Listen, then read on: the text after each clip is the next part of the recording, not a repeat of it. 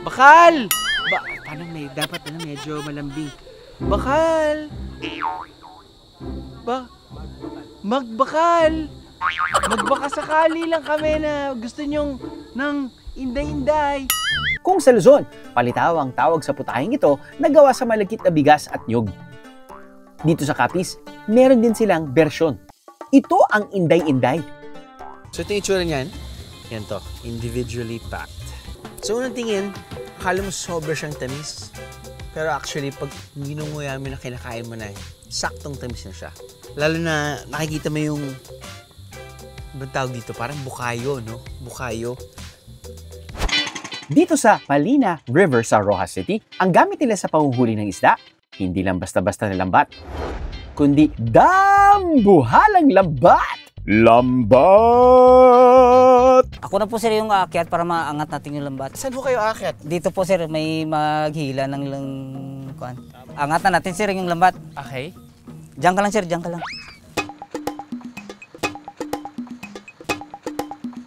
Late na nagising kaya nahuli.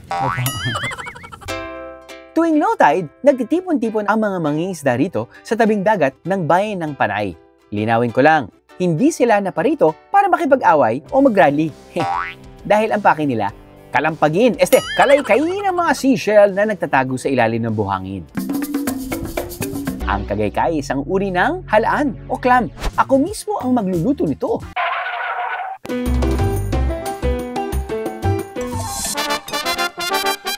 Aray kagaykay, ugly, olio.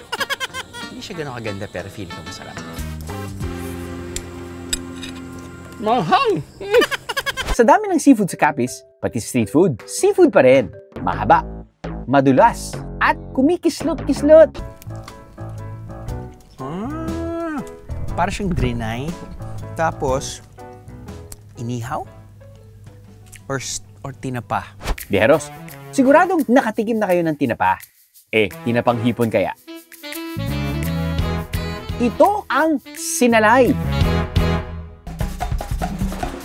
Ilang minuto po bawat side? 4 siguro sir. 4 lang.